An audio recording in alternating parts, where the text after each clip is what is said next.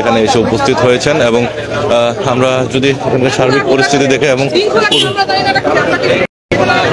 এই মুহূর্তে দেখছিলাম যে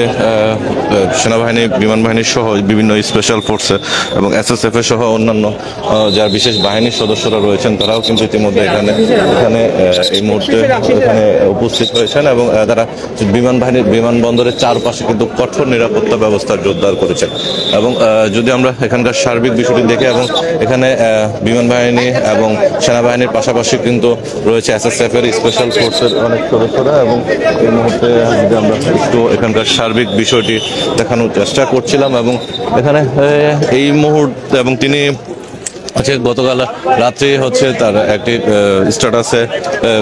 গতকাল রাত্রে গতকাল সেনাবাহিনীর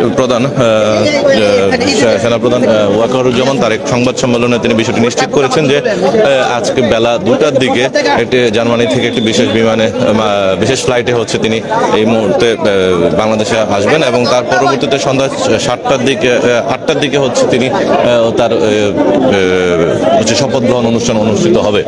অর্থাৎ এই শপথ গ্রহণের পরপরই তিনি আনুষ্ঠানিকভাবে ক্ষমতা গ্রহণ করবেন এবং তিনি অন্তর্বর্তীকালীন সরকারের হিসাবে দায়িত্ব বুঝে নেবেন এবং তারপরে থেকে তিনি পরবর্তী সুষ্ঠু নির্বাচন এবং অন্তর্বর্তীকালীন সরকারের রূপরেখা সহ সকল বিষয় নিয়ে তিনি বিস্তারিত তিনি তার উন্নত করে দেশ পরিচালনার দায়িত্ব বার গ্রহণ করবেন। এবং এই মুহূর্তে আমরা দেখছিলাম যে এখানকার বিমানবন্দরে গণমাধ্যম কর্মী সহ অন্যান্য সাধারণ মানুষ এবং আমরা যদি দেখি যে কিছু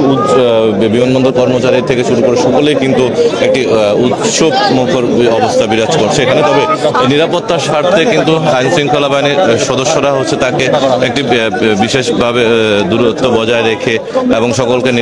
নিরাপদে থেকে কাজ করার জন্য এবং দূরত্ব বজায় রেখে কাজ করার জন্য অনুরোধ জানিয়েছেন। এবং আমরা যদি এখানকার সার্বিক বিষয়টি দেখানোর চেষ্টা করছিলাম যে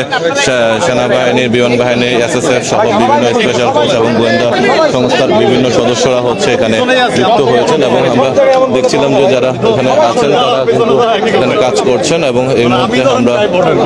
দেখছিলাম যে এখানকার সার্বিক বিষয় এবং পরিস্থিতি নিয়ে কথা বলার জন্য চেষ্টা